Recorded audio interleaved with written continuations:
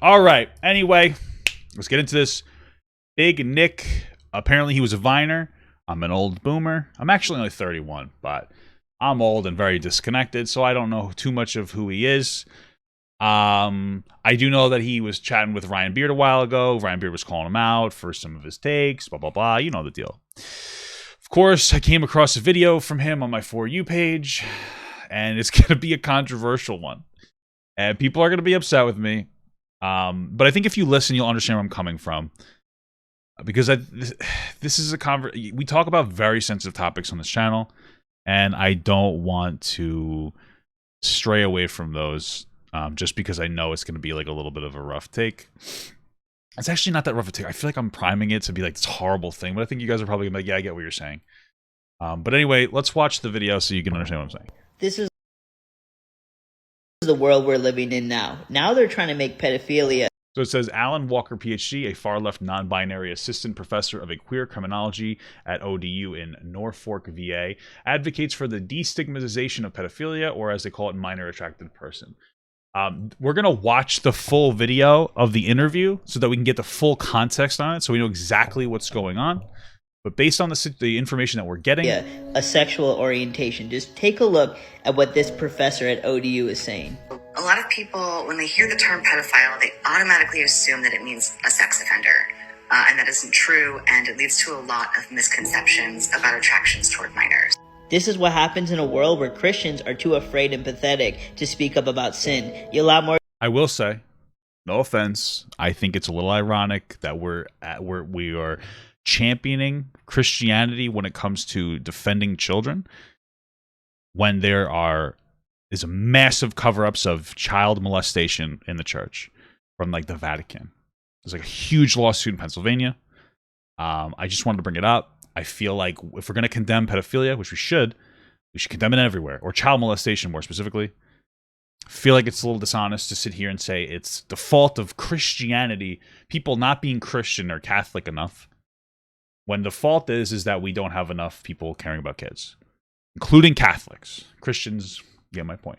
Including religious people. How about that? More of these demonic ideologies to be prevalent, and sooner or later they're going to try and normalize sickening things, and most of the world is going to be okay with it. But newsflash, being attracted to kids is never okay. It's disgusting. Okay. So here's the problem I have with this video. First and foremost, I want you guys to understand something.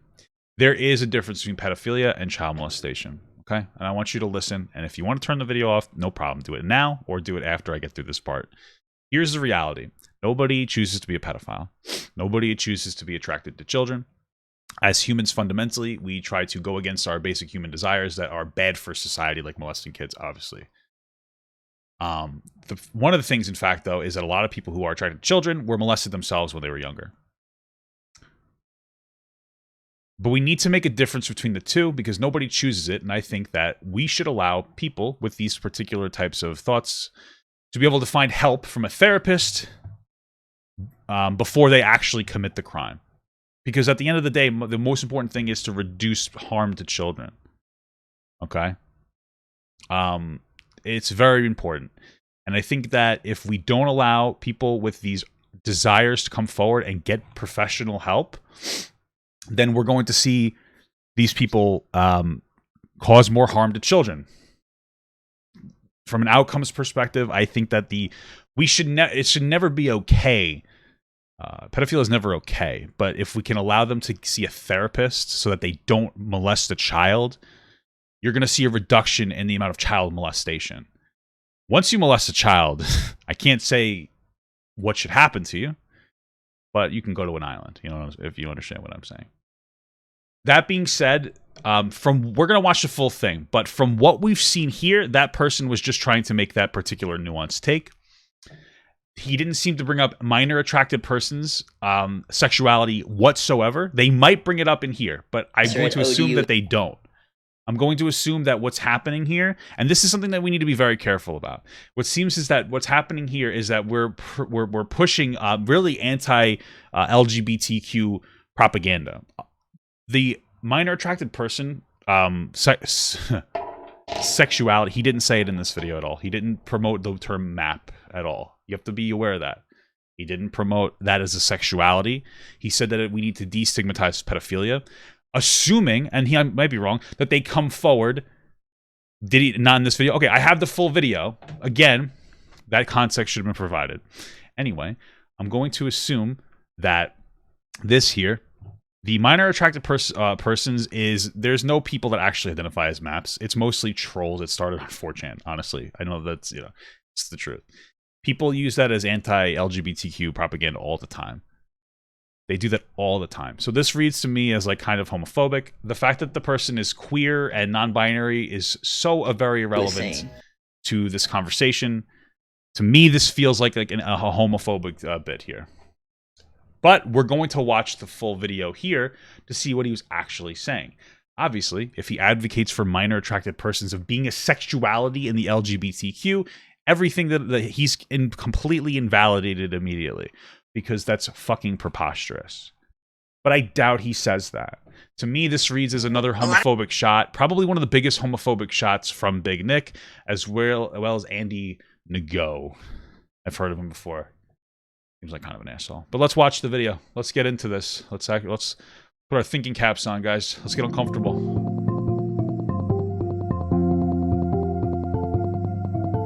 Hello, I'm your host, Noah Berlatsky, and welcome to another edition of Prestasia Conversations. This month, we're talking to Alan Walker. This guy looks a little weird to me. He's looking like an imposter.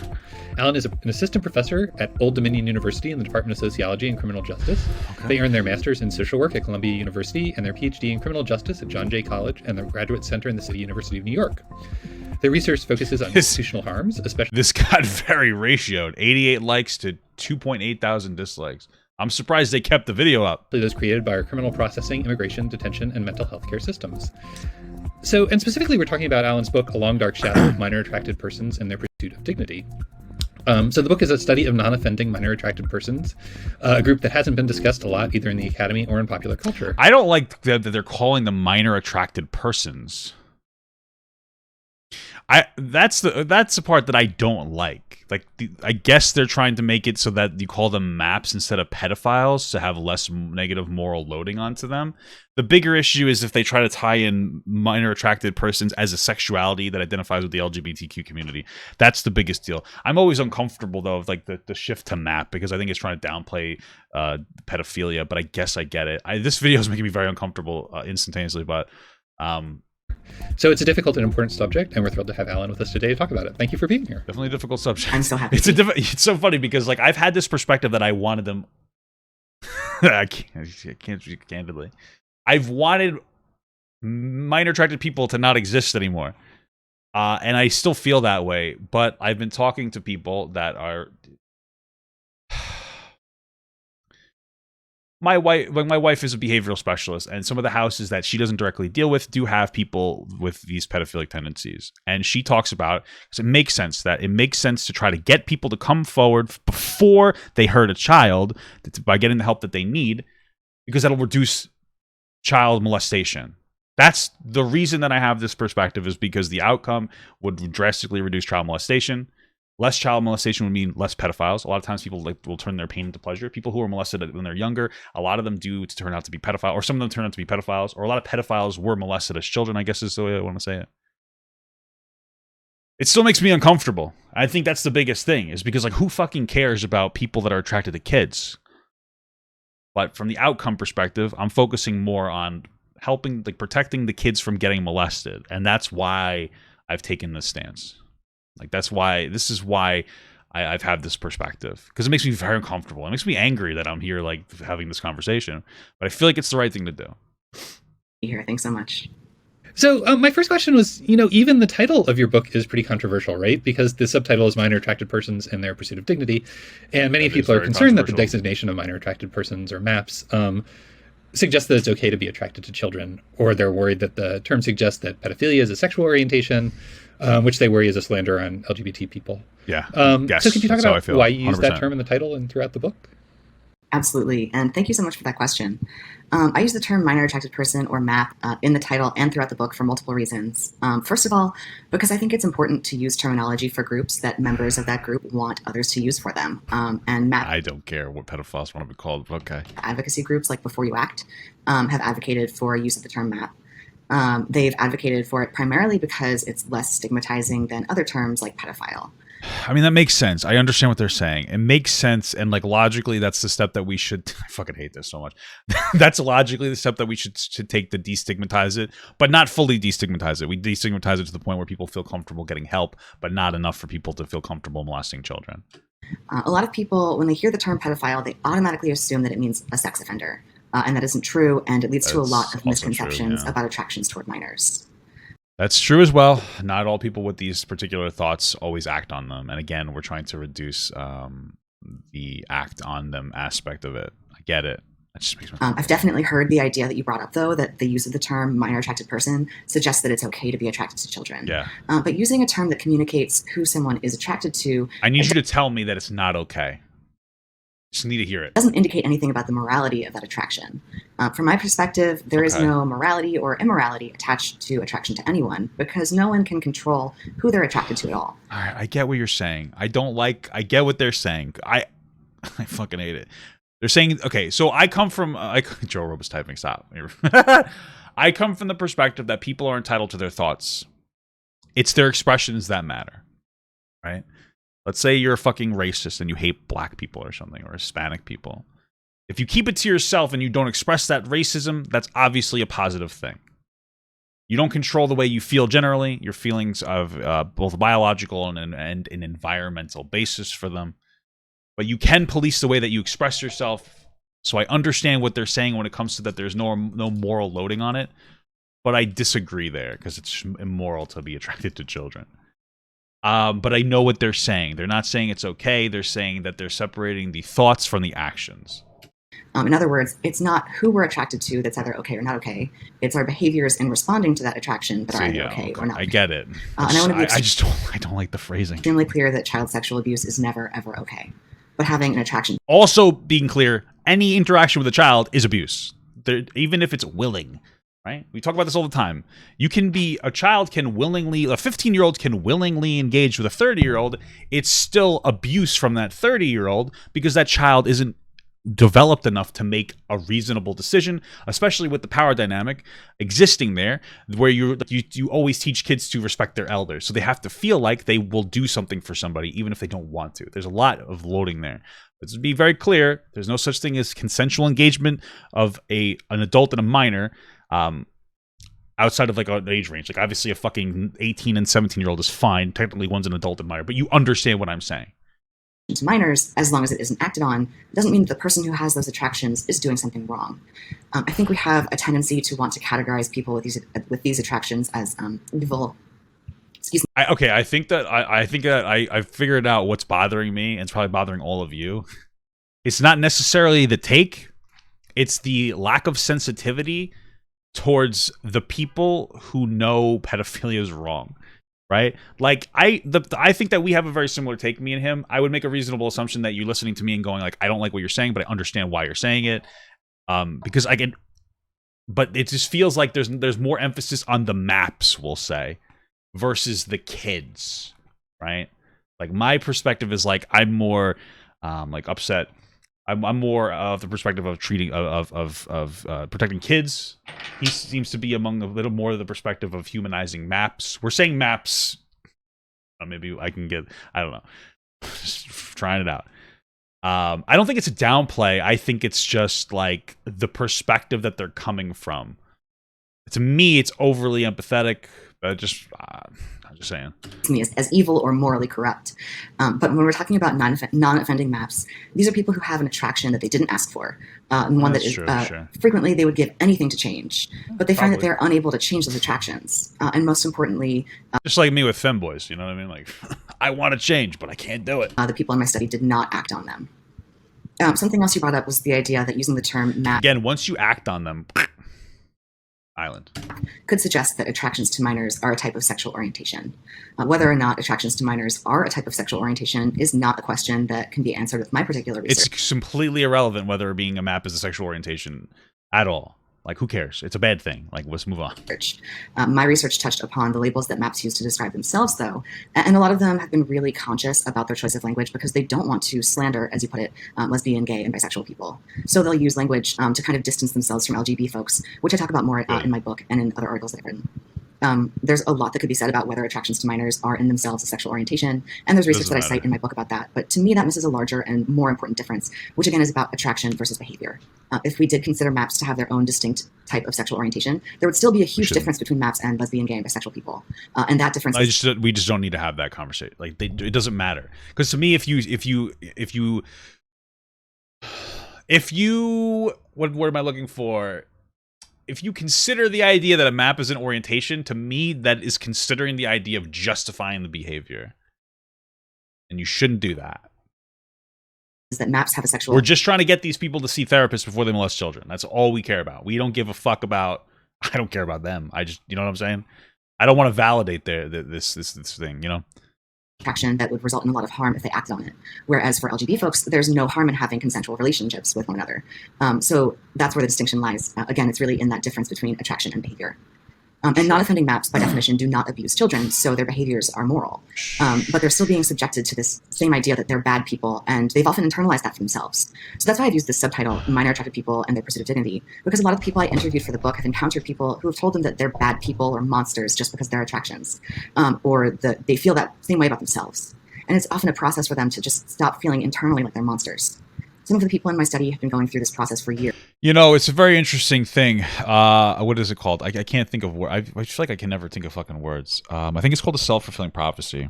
And one of those things, it's something that we really should talk about because it's very relevant. I'll give you, for instance, if you constantly call somebody, let's say that society constantly calls like a girl with a particular sense of style a whore, she starts to internalize that and she starts to act more like a whore. You know, it's a self-fulfilling prophecy. There's an argument to be made. I don't like that. Okay. It's an argument to be made that constantly telling pedophiles that they're predators not only discourages them from being able to come forward to get the help they need, but it also encourages them to say, fuck it, then I guess I'm just a monster, and start molesting children. So, like, I get why we should destigmatize it to a certain degree. Years, decades even. And some of them had just started it, maybe even just weeks before we spoke. Seeing my participants be so affected by the stigma against them was really hard because they were trying their best to be good people. So it was important for me to use language that was as non-stigmatizing for them as possible. There's kind of a lot to pick up there, but I guess the one thing I wondered if you could talk about a little more, just to start, is you know that the term pedophile is often used. I mean, people use it to mean people who are attracted to minors. But well, okay, so you're saying you disagree. What do you disagree with? I'm just genuinely curious because, like, what I'm saying is objectively true. Specifically, self-fulfilling prophecies, you can't disagree with a fact. Self-fulfilling prophecies exist. What is it that you disagree with? We're definitely not ready for it as a society. That's fair. But like, what is it that you disagree with? Express your disagreement specifically. Because like, what is it that you do disagree? Because that's the thing. The biggest thing is like, I don't fucking care about maps. I get that. I understand why people are tuning out. But that's different from what is it that you disagree with, you know? But they also kind of use it to just mean people who abuse children. And I guess you sort of say that there's sort of a difference there. Could you talk about like what the difference is and like why it's important? Yeah, absolutely. So this is such an important topic to bring up. So thank you for that. It's funny because when I give talks and mention that pedophile doesn't... So Mama Gut says exactly. They need to feel comfortable to come forward and get help. You shame them and encourage them to hide their issues. And then when they're going to find a child to relieve themselves. Yeah, basically that's what happens. Again, this is the outcome. Like this is the hard outcome of trying to protect children. That's why I'm advocating for this. I just want you to know that. Means someone who has committed a sexual offense and is instead referring to attraction. I still see phones come out because people will be Googling to see if I'm correct in my language choice or not. But yes, there's a big difference between MAPS and child sexual abusers. Pedophilia is a clinical term that indicates a sexual attraction to people who have not gone through puberty. MAP refers to someone who has preferential attractions to minors, and that can include children who have gone through puberty or not. And then child sexual abusers are people who have committed a sexual offense against a child. Many of these people are indeed MAPS. But first of all, we should just...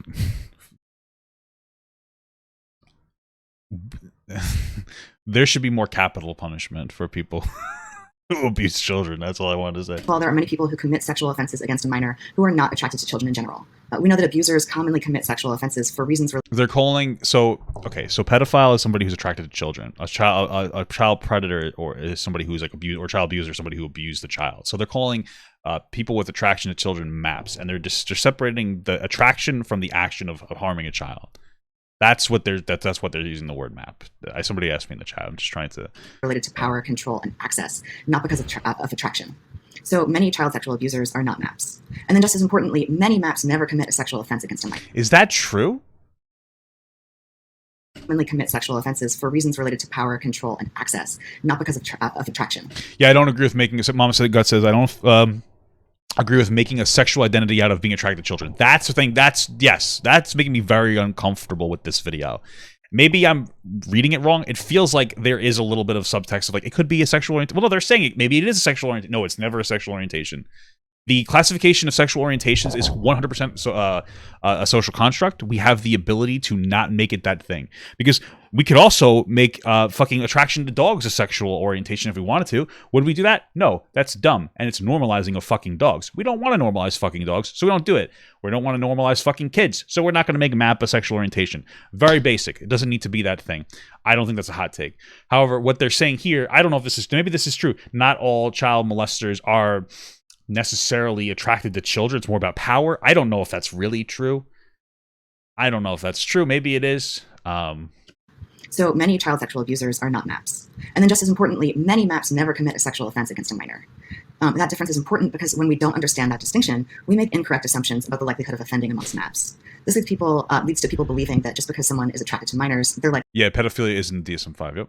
to commit an offense. And we start to criminalize a population just because of their attractions. Not only is this a problem in terms of criminalization, but it also serves to heighten stigma against MAPs in general, which is a huge problem. I don't know, maybe I'm wrong. It doesn't seem like he at any point has said like, yeah, allowing people to come forward helps them not. Here's the problem. Here's a little bit of the problem I'm having. If it's true that most people who abuse children aren't attracted to children, then by that logic, then it wouldn't matter if we destigmatized being attracted to kids because they don't molest kids anyway. I don't think that that's true. I would imagine, I understand that when it comes to sexual assault, a lot of times this is about control and power, not necessarily the attraction to the person, but more the attraction to the power. I'm sure there are people who abuse kids and that aren't necessarily attracted to kids. They're attracted to the power. But I feel like it's not a hot take to say like most child abusers are attracted to children.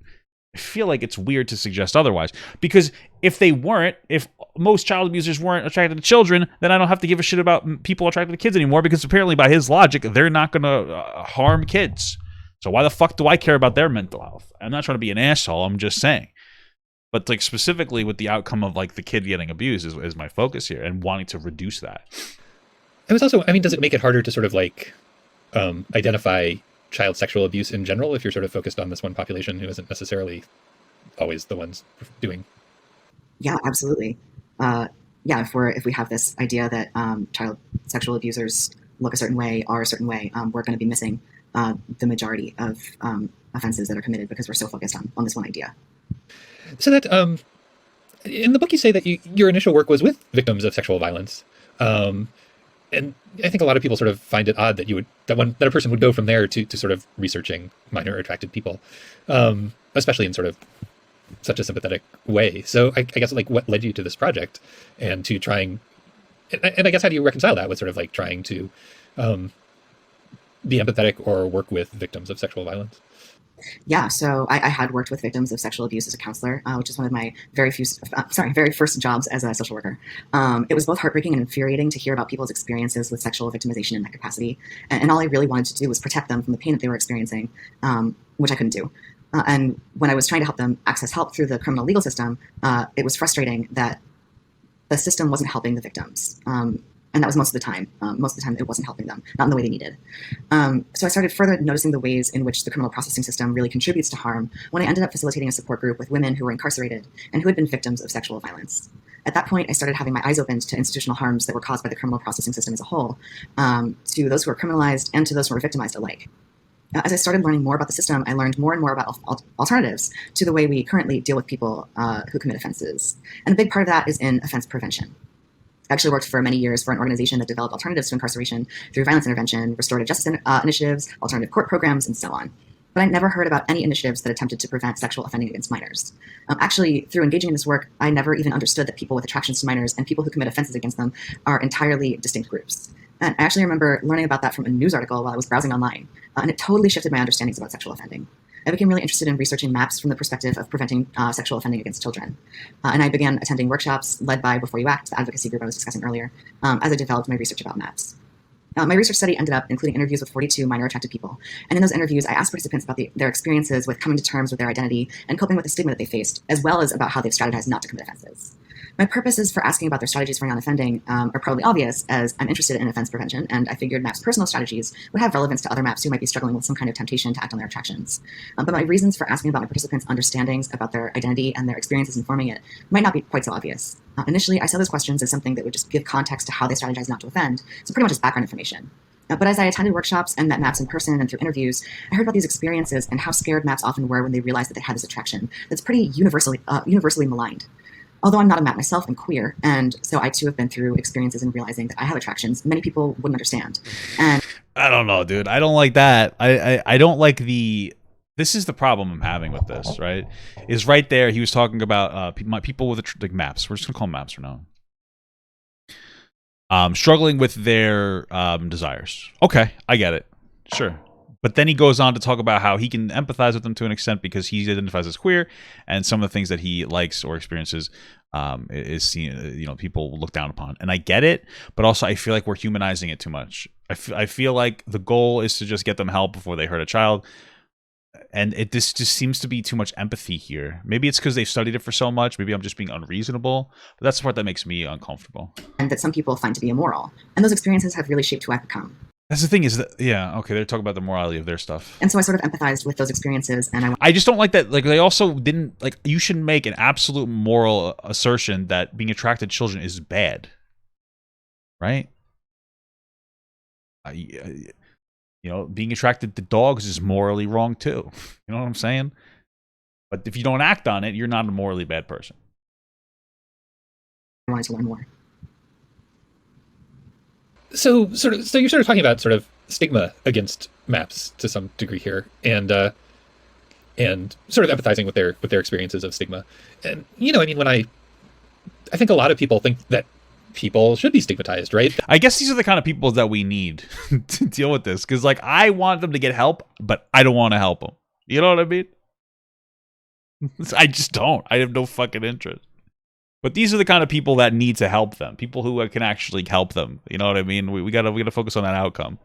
Because I don't give a fuck, bro. But I guess we need these kinds of people to help them. That if you have, if you're attracted, that attractions to minors should be very strongly stigmatized in order to prevent people from thinking that they're okay or from acting on them. I think it does help to stigmatize it to an extent. In your book, though, you seem to be arguing for... If you are told that this feeling that you have is morally wrong, there is a smaller chance you will commit that feeling versus it's being like, it's okay. We do need to have a stigma on it still. You know what I mean? Less stigma. So could you talk about like what's wrong with using stigma to sort of like prevent... Yeah, so somebody asked, yes, but do we call it not acting on it as long as nothing sexual happens? Yeah, that's what they're saying. They're separating the attraction versus the action, and they're saying that as long as they haven't committed the action, that person is not a bad person. That's what they're trying to say, which I get it. I agree with that. As long as you don't act on your bad feelings, your immoral feelings. There's a immoral feeling. Okay? Sexual violence in this way, and why would you rather see stigma reduced? What about MAPs who surround themselves with children? I don't know. It sounds like a recipe for disaster. I feel like that's a very specific question. I don't know how to answer it. Yeah. It's bad? Absolutely. I do talk a lot about stigma. I think we believe societally that... Are you asking me what about Joe Biden? Sorry. Stigma against MAPs serves to protect children because somehow we don't fully understand the differences between MAPs and sex offenders. Again, we have this confusion between the attraction and criminal behavior, which I stress so much is just a huge problem. Stigma against MAPs is a problem in part because it makes MAPs think that they're monsters. That's really problematic in terms of MAP well-being. I think I just want to make this very clear. Their stigma, everything is like really everything in life is on a spectrum. So stigmatization, is that the word I'm looking for? Is a spectrum, right? So everything in our society has a moral, what is it called? What did I just say? Spectrum on it, right? We should still stigmatize the feeling. It just needs to be less. So like right now, this is like no stigma to very heavy stigma. Is it back? So no stigma to heavy stigma. I'm just trying to do what's good on that. Right now it's at heavy stigma, right? What we want to do is rather than have it at 100, bring it down to like 90. You know what I mean? Enough for people not to kill pedophiles for their attractions, and so that they get help instead. That's it. Privately, I don't want to know that you're attracted to kids, by the way. Like, I'm not saying that we need to, because don't tell me. Never tell me that, because I will instantly disown you. But just enough so that they feel comfortable going to people like this guy who actually gives a shit about them so that they can get help. This is like, I don't want to get to a point where people are like, hey, like I meet a guy, like I'm just chilling, I'm hanging out at like an event. I don't know. Let's say I go to like, I was going to say for work, but I was just on my fat ass. Let's say I go to like fucking TwitchCon. That's a thing, right? And I meet a guy, you know, I don't know. Let's call him PewDiePie. And we're hanging out. We're hitting it off. I don't know why. And he's like, hey. We have a talk for like 10 minutes. And then he goes like, you know what? You see that kid over there? It's kind of hot. I would never fuck them, but they're hot. And I'd be like, we're done, PewDiePie. Don't feel comfortable enough to tell me. Just comfortable enough to tell the fucking therapist. And for the therapist to care about you. Okay? It's not my job to care about, you know, these people. Just enough for the therapist to care about them. Okay? Mama Gut says what they're saying is that everything is reactive rather than proactive. It makes people uncomfortable to come forward. Saying you have these feelings, so let's fix them, creates a safer environment to feel comfortable. Yeah, that makes sense. Okay, that makes sense. It's really hard to cope when you think you're a terrible person because you have attractions that you can't change. But it's also hugely problematic because when MAPS get the impression that they're destined to commit an offense against a child, they might not realize that it's a choice that they have. Self-fulfilling prophecy. And that there's help out there if they feel some kind of temptation to commit an offense. Not only is this a problem because it affects how MAPs understand themselves, but in the event that a MAP does decide to reach out for help, their stigma has huge consequences for the kind of help that's available to them. For instance, if a MAP sought out one-on-one therapy with a counselor, they might not know whether the counselor fully understands the difference between someone who has an attraction to minors and someone who has committed an offense against a child. Yeah, that makes sense. They're saying that like when it comes to counseling, the kind of help that's available to them. For instance, if a MAP sought out one-on-one therapy with a counselor, they might not know whether the counselor fully understands the difference between someone who has an attraction to minors and someone who has committed an offense against a child. Yeah, that's what I'm saying. This needs to be very heavily emphasized in like the therapy type community more than anything else. So therapists will act accordingly and have like a positive impact. Like if this might be something we maybe should teach people who want to be therapists or social workers while they're in school so that they don't have the negative outcome. So that they can have the outcome of helping these people move through their attraction so they don't like harm a child. Not me. I don't give a fuck. Okay? If they ever have like a workplace, like, you know, they have sexual harassment meetings at works, and they were like, we're gonna add maps in there. I'm quitting. I'm gonna go storm the Capitol now. I'm not gonna do that. That was a joke. I feel like I can't make that joke. It's probably a bad joke to make. Redacted. Because of that stigma. Counselors are just like anyone else. They might know that, they might not. If they end up in therapy with a counselor who mistakenly believes all MAPs have committed an offense or will do so at some point, their therapist might end up making a report against them that they shouldn't be making.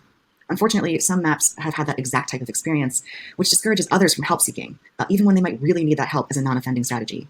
So the stigma that we have against MAPs throughout society can not only affect well-being, but it can actually lead to harm against children. I guess this is a sort of related question, but I mean, your book talks a lot about sort of the depression and isolation, which many MAPs feel because of stigma and because they're considered, they're basically considered to be sexual abusers. What does this mean? And I think many people are sort of like uneasy with the idea that you should really empathize with them. Yes. I mean, even if you think stigma should be reduced, the idea that you should really be thinking about them as victims themselves in some ways. People are concerned that takes the sense. I like this guy. I'm going to tell you. This guy's asking the questions. This guy's asking the questions that I'm asking. You know what I mean? This guy's on it. All right. You're no longer centering victims of sexual abuse themselves, and that can lead to, I guess, pushing for policies that might harm child sexual abusers or that might make it easier to offend. So, I mean, is that something you're concerned about, or sort of why does sort of like a more empathetic approach to MAPs seem like the way to go to you? Yeah, it's not at all uncommon to have these questions. Some of the feedback I've gotten about my book and my work in general is that empathizing with MAPs somehow, quote unquote, encourages them. But the reason that MAPs deal with depression and isolation is due to the stigma that I've been talking about. And that stigma itself can lead to harm for MAPs and children alike. Sometimes I hear from people who think that MAPs need to work on getting rid of their attractions for themselves altogether. And on one hand, just because someone has attractions to children doesn't mean that they won't ever experience attraction to adults as well, or even that their attractions to children will persist for their entire lives. Sexuality can be fluid, and there are many MAPs who have a range of attractions. Stop! God damn it! I was like with him. I was like, okay, this makes sense. I get this. And then we brought it to sexuality. I don't like this being classified as a sexuality. It bothers the shit out of me. Okay, this idea that like people who are attracted to kids can't have the relationships with adults. Okay, that's it. That makes sense. Or that you can't move through it and maybe you'll grow out of it. The attraction, that makes sense as well, right? Fundamentally, as I'm getting older, my attractions to women are getting older, right? Like I'm 31 now. I'm not attracted to women under the age of my wife. I'm not attracted to any woman except for my wife. Okay, no, but I'm not attracted to anybody that's like young, right? Like I'm maturing, and so are my tastes. So it makes sense that potentially a MAP would move on from that particular attraction. That makes sense. But then the classification of calling it a sexuality, it just bothers the fuck out of me.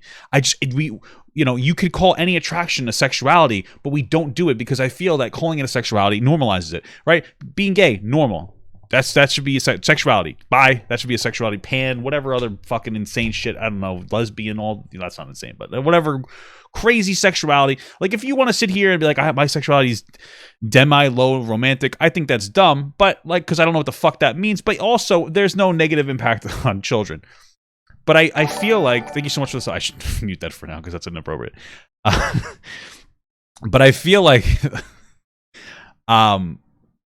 I understand the comparison of it to a sexuality, but I don't like the constant comparison. I don't know. It just feels like, because he even didn't, if he had made originally a moral stand or a stance that like, this isn't a sexuality, and then moved on to comparing it to one, I'd get what they're saying, but they didn't take the stance of like, this isn't a sexuality, because we can make I could have, if we wanted to, attraction to dogs, cats, elephants. These could all be potential sexualities within our society. Sexualities are social constructs, right? We could have a myriad of these things. I could have like a sexuality that makes me attracted to fucking anything. Doesn't have to be a sexuality. You know, I could have a sexuality. I like to fuck cars, but it's not. That's insane. We don't make that a sexuality. It's, you get what I'm saying. I think you guys understand what I'm saying. It's like Jesus. To both children and adults, and sometimes those attractions can fluctuate, just like any other attractions. On the other hand, we also know that such methods as conversion therapy are not at all effective. And yet that tends to be what people think of when they believe that MAPs should be trying to get rid of their attractions. They should go to some kind of therapeutic intervention where they can be converted. Well, like, I mean, like, conversion therapy is usually loaded with, like, electroshock. But, I mean, I guess whatever is effective, I guess they're saying, like, they're actively trying to convert them isn't necessarily the solution, whereas they'd be better off with helping them manage the feelings so that they don't act on them. Sure, whatever. But that's not really an option. So what is an option? Getting those MAPs who want it into some kind of affirming therapy where their provider understands that their attractions don't make them a threat, and who can help them navigate strategies for non-offending if it turns out that they need those. That kind of work does focus on preventing child sexual abuse, and that kind of help is not available as widely as it should be. So we need to focus on making it more widely. Affirming therapy where their provider so what is an option? Getting those MAPs who want it into some kind of affirming therapy where their provider understands that their attractions don't make them a threat. Imagine calling your fucking healthcare provider. Hey, excuse me, I need a pedophile doctor. Oh yeah, no problem. We got this one in the area. Jesus Christ. I mean, I guess it's not a terrible idea to have like therapists or whatever that specifically specialize in this. It's just like a weird thing to think about. Although, who uses a phone anymore? Sorry, I'm going on a tangent. This is, you guys, half of you don't know what the fuck I'm doing right now. I just realized that. You are children. Half of you don't know what I'm doing right now. Like this, when I was younger, old like phone, you'd have like the, like old, or a house phone. I'll look up. Right? It doesn't even look like this anymore. Like this. This would, you'd pick this up. This is what I'm talking about. Right? A phone. But now, kids do this. Because you motherfuckers have cell phones. Just hit me. That's my wife and I talk about this sometimes. And who can help them navigate strategies for non-offending if it turns out that they need those. That kind of work does focus on preventing child sexual abuse, and that kind of help is not available as widely as it should be. So we need to focus on making it more widely available. At the same time, in answer to your question about focusing on potential victims of child sexual abuse, absolutely we should be focusing on that. But that doesn't mean that we shouldn't aim to have prevention strategies that focus on MAPs who are at risk of offending as well. Sure. Too often our child abuse prevention strategies focus on teaching children about stranger danger, which is ineffective because most children who experience abuse are abused by someone that they know. I don't think it's ineffective, but I understand what they're saying. Like a lot of times it's somebody who's able to kind of penetrate that that barrier. It's like, well, it's like a lot of times it's a friend or an uncle or even an aunt. It can be anybody. But it's usually people who are ingrained in the family already. So the stranger danger mentality doesn't necessarily work. However, you could shift the mentality to like, it doesn't matter who it is. Like you should always, but even then, what if it's your mother or your father? There's a lot there. We also have child abuse prevention strategies that focus on teaching children to say no to adults, which is good for children to learn about, but places the burden of prevention on the child rather than on individuals who might be at risk of offending. I'm not going to criticize the perspective, but I do want to bring up a point because, like, I also am going to criticize it a little bit. We live in an ideal society. You wouldn't have to have anybody learn how to disengage from a potentially hazardous situation. But we don't live in that society. We live in a pragmatic society. So it's the reason why, and I think I mentioned this in a different video. Maybe it was earlier in this one. We talk about women, and we teach young girls, unfortunately, that they shouldn't walk home alone at night because they can get hurt by bad people, and it tends to be men, right? If a man violates them in some capacity, it's 100% the man's fault. But we still say like, hey, try to stay out of harmful situations because the outcome we want is for that person to not get hurt. We don't live in an ideal society. It's the same reason that we teach kids to fucking look both ways before they cross the street. Like, a kid shouldn't have to do that. You should be responsible as a driver, but you try to make sure that people engage in preventative methods so that you can overall reduce the negative outcome more than anything else, right? How about don't harm? How did you listen to me say all that and go like, yeah, why don't you just not harm them? Ah! What are you doing? I just gave I feel like a pretty reasonable explanation on why we need to attack things from both sides. And you're just like, why don't you just not harm them? I don't know, because we don't live in that society. I wish we did. That'd be great. But we don't. We live in a society with shitty fucking people, and you have to teach good people to disengage from shitty people. That's why. That's the reality of the situation. By lowering stigma against attraction to minors, we can more effectively focus on getting help to people who are at risk of committing an offense.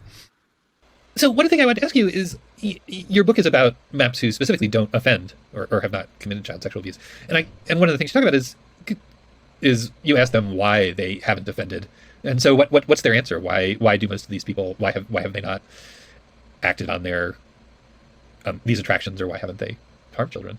Yeah, so that's a really great question, and one that I had a lot of assumptions about as I went into my research. I was getting my PhD in criminal justice at the time, and I had the belief that the MAPs in my study weren't offending because they were afraid of being put in prison. But what I found out from talking to MAPs was that I'm going to say, I'm going to get into, I guarantee you that it is a factor. It is a factor fundamentally. I feel like people downplay this a lot of times, but like laws existing to prevent particular behaviors do work in preventing behaviors. It's a thing. It really is a factor. That's why we shouldn't completely get rid of the stigmatization on being attracted to minors, right? Like, honestly, I'm a man. I'm a flawed individual, all right? Now, I've had shouting matches with other men, and I'm going to guarantee you that the only reason we didn't fight is because I would go to jail, or they would go to jail, or we both go to jail, or one of us would be dead, but we go to jail. I don't want to go to jail, so I just yell at them and I move on. Honestly, there are people that, depending on the situation, absolutely, like, the law absolutely is a factor in whether they do or don't do something. It really is, because the implication of what you're saying is like laws don't matter. Well, they do matter, right? They do matter. Like, they do prevent people from committing particular actions. They keep people in check. You got to calm yourself down because you don't want to go to fucking jail. I don't like the absolute. I don't like the absolute prescription that, like, they don't actually. No, they do help. They do. I'm guaranteeing you. Okay. The reason they weren't offending is because they would never want to harm a child. I'm sure that's a factor as well. I'm sure that's a factor as well. But again, I don't think that we should discount the negative part. Right? Why do they think they don't want to hurt a child? Why do they even think that child will get hurt from aggressing onto them? Because society tells you that they'll do that. And then they would make a law saying it hurts a child, so it's illegal. It's a factor. I just don't want to downplay that the law is a factor in preventing behaviors. Talk to me about experiencing love for children and understanding inherently. That doesn't mean it works for everybody. Just saying. Would never want to harm a child. Many of them talk to me about experiencing love for children and understanding inherently that if they committed an offense against a child, it would be deeply hurtful. For most of my participants, that was enough to keep them from ever even considering acting out on their attractions. I ended up feeling pretty embarrassed that I hadn't understood that from the start, because at this point it just seemed so obvious. It's a little uncomfortable that you heard somebody's like, I love children so much, I don't want to hurt them. It's like, oh. Participants generally felt that hurting a child would be the worst thing they could possibly do, and they wanted to be good people. So I also wondered... Somebody said pictures of children are still harmful. Nobody brought that up, but no, you're right. Like, getting those pictures is still harmful to this. You have to abuse a child to get some kind of a picture from a child, 100%. Yes, I agree. I guess I'm curious, have you done research with MAPs who have offended, or is that not a population who you've looked into at all? Or that's not been a population that I've specifically looked into. Have you done research with MAPs who have offended, or is that not a population who you've looked into at all? Or that's not been a population that I've specifically looked into. There's a lot. We should totally ask people who have harmed children, like, why they did it before throwing them in a ditch. Like, that's totally fine with me. Like, hey, why'd you do it? Oh, well, I'm a piece of shit. Okay, you push them off like a cliff. We got to know why. Of literature out there on offending, and so I really wanted to focus on this topic that is, at least at the time I began my research, a lot less explored, which is the population of MAPs who do not commit an offense. So what strategies do they have for not committing offenses? They're castration. It would work. I'm just saying. I mean, it probably shouldn't, but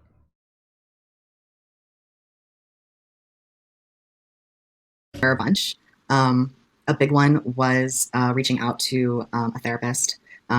And that's, the one that I focused on in terms of discussing this big problem with stigma, and that I've already kind of talked about, especially when therapists aren't available or have these kind of stigmatizing opinions about MAPs.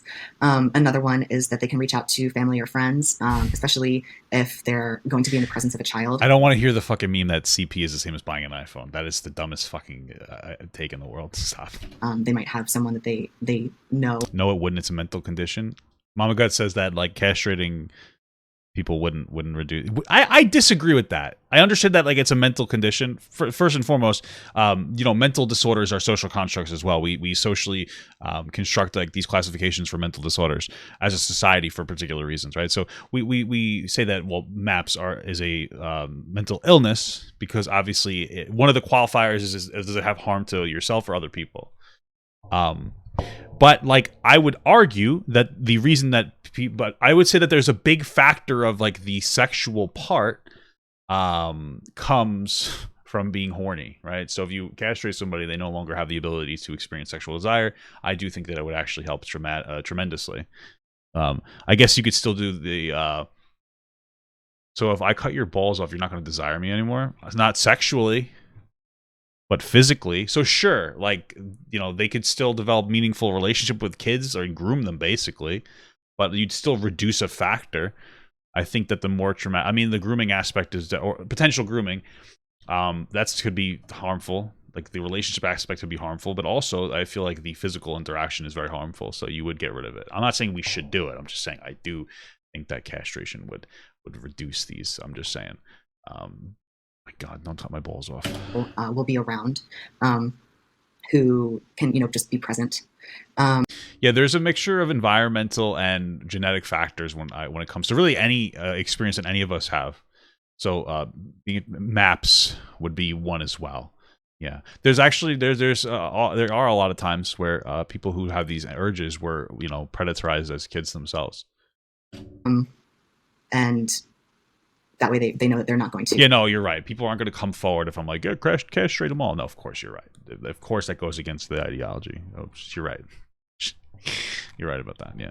To act out. Another huge one is just limiting their interaction with minors overall. So they'll, not be in spaces with minors, especially. It's pausing so much. When we went on vacation, Mama Gut and I were actually talking, and we saw mini houses. They're called small houses, mini houses, little mini homes. I don't know what the fuck they're called. And we started talking about communities of, like, mini houses or whatever, where it's like a little house, and you have, like, and we got into the conversation of potentially if we had the money of opening up our own, like, mini house facility for veterans. because it would be profound. It would be very inexpensive. You can give them like a little home. They can have like a community bathroom. We can hire somebody to like clean it. You get my point. It would be less expensive to get people to go off the streets and actually in a home where they can like sleep with a heated or a temperature controlled area. And then she brought up the idea of doing mini homes. Mini homes, yeah. I think mini homes are very interesting. And then she talked about it as like, oh, potentially doing mini homes for maps. And I was like, I wouldn't invest in that because I have no desire. But she's like, no, just it would be great if somebody did to get them away from children. And I was like, that's actually a good idea. That makes sense. Like communities, segregated communities, for people with those attractions that like have limited interaction with children. One-on-one again, but they just put them with old people, 65 and older. There you go. Although their grandkids might visit, but you know. They might not be in spaces with minors in general. They might just, if they know that there are going to be kids there, they won't go. Some of them took this to a really big extreme where they wouldn't go into public as much as they otherwise necessarily might have. But others. Stop. Somebody says, and then we set the mini home community on fire.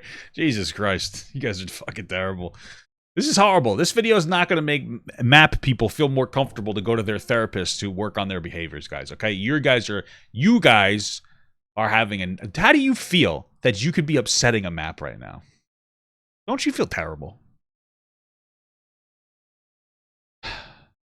Try my best. All right? Try my best to be as sympathetic as I possibly can. There's just, if there was a gathering that they thought there would probably be a lot of children at, or children in general, they would just excuse themselves from that event, knowing that that wasn't a good space for them to be in. Others were seeking out support from other MAPs, so especially connecting on groups like Before You Act and VERPED, or Virtuous Pedophiles. These are support groups that can allow MAPs to contact one another and talk about, first of all, if they're experiencing any coping issues in general, but also if they're feeling like they're going to offend. There are folks who reach out and. There's an interesting question that I would ask. This is very, let's say there's a hypothetical. I don't know why I'm asking this question, but it got me thinking as I was thinking about it, because we're talking about the attraction to children, and I wonder what the attraction is. Is it the body or is it the mind of the child? Because I think that's a very important, that's a very interesting distinction, right? Because I would imagine that somebody's attracted to the lack of mental growth is more probably predatory than somebody that's attracted to like a lack of mental body. So then it comes to the question of like, oh, what's worse? Like sleeping with somebody with like the mind of a 30-year-old with the body of like a 10-year-old, or somebody with the mind of a 10-year-old and the body of a 30-year-old. It's just a very interesting. It got me thinking about like what is the aspect of attraction? Like why? What is it? Why? Like what is it? Is it the body or is it the mind? Like I don't get it.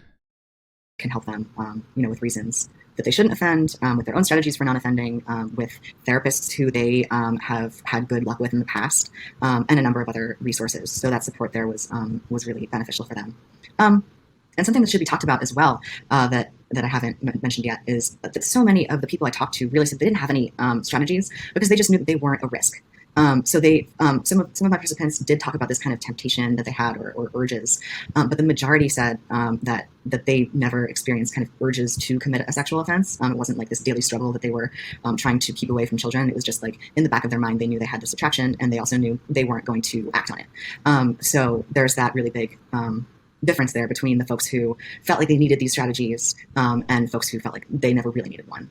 Even some of the folks who never felt they needed one, though, still had these ideas about, well, I mean, it wouldn't be appropriate for me to go hang around with a lot of children, given my attraction. So they weren't necessarily framing their strategies in terms of how do I not commit an offense, but they might frame them in terms of like, what is the most appropriate thing for me to do, considering that I do have these attractions? And they would kind of draw that line as well.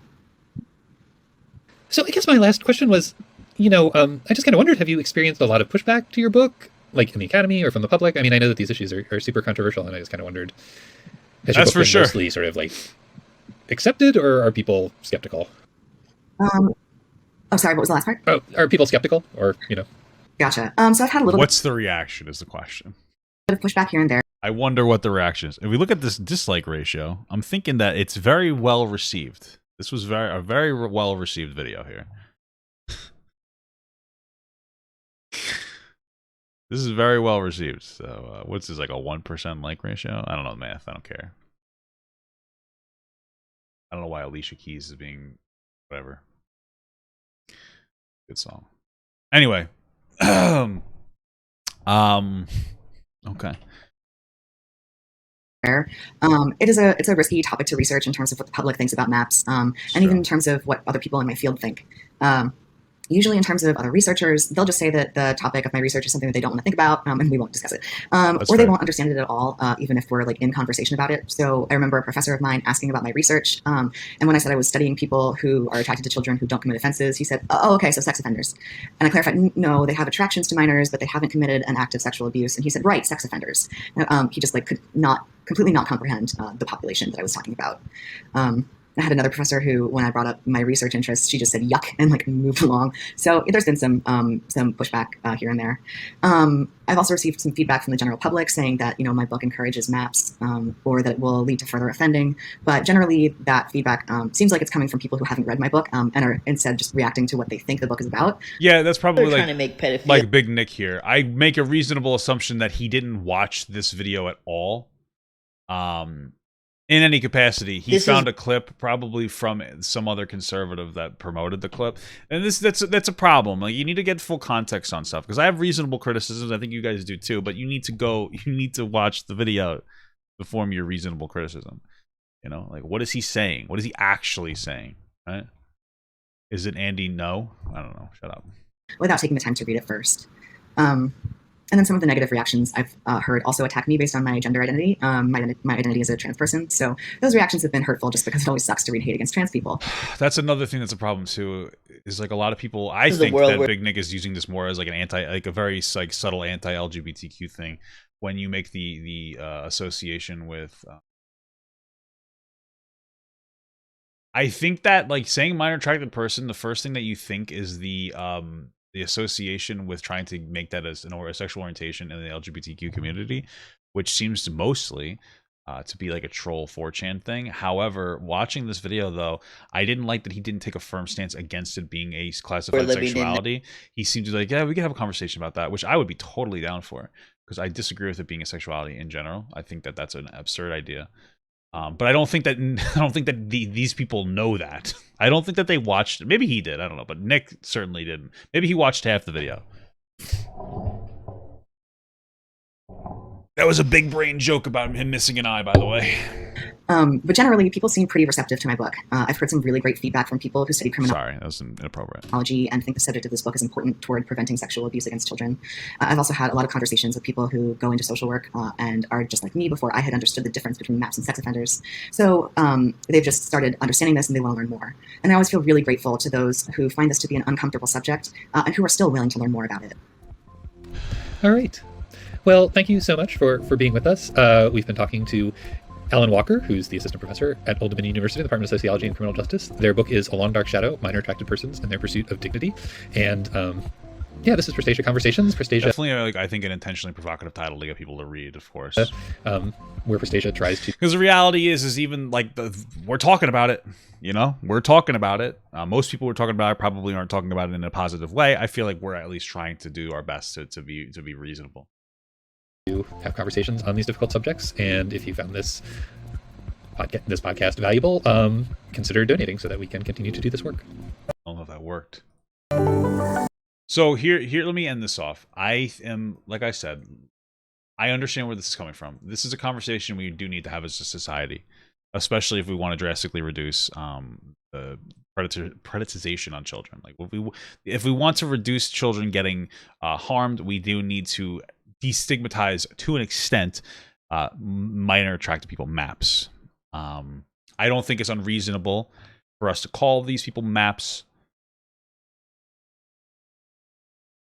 I think it's good to advocate for them to get help from therapists. I think a majority of the responsibility for to be more accepting lies on therapists. I wouldn't be against a potential therapy classification of people who specialize in dealing with MAPS, people who understand them enough, because we obviously want to reduce the amount of children getting harmed. Because, like we said before, the more you stigmatize, if you stigmatize it we should stigmatize it because it's bad. If you stigmatize it too much, though, these people don't feel comfortable coming forward and getting help that they need, and they have an increased chance of harming a child. And obviously, I think that's what we all focus on is reducing the harm on the child. I am uncomfortable with the I think that they should have taken a much more firm stance on MAP not being a sexuality. It is not a sexuality. Calling something a sexuality normalizes that thing and says that it's okay, right?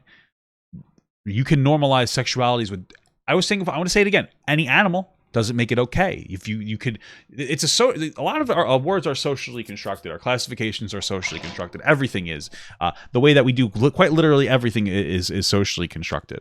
Right? We need to understand that. Even the labeling for body parts, like the body parts exist, but we label them differently based on whatever. Right? Everything's a social construct. Even words. Right? Poop could mean dinosaur, but it doesn't. Get my point. You could make attraction to dead people and fucking dogs and kids. Yeah, those could be sexualities. But if you do that, you're normalizing it. We should never normalize the behavior. People who are attracted to children should always know that it's a bad thing and morally wrong to do so. But also that they should be able to come forward and get help because they know it's wrong. Right? I don't think the LGBTQ wants an association with MAPS. I think that most people who try to create that that connection are usually anti-LGBTQ people that are trying to diminish LGBTQ. I think that this individual, though, is giving them a little bit of ammunition. I also think that, like, if you've ever talked to therapists, they're much more empathetic than normal people because that's their job, is to be empathetic, and they have much more empathy and they have a different way of thought, and it makes sense. And that's why I have this take now.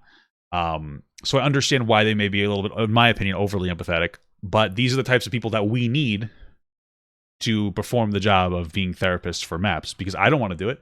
Same thing, I don't want to fucking flip burgers, so we need people doing that. That's why they should make a livable wage.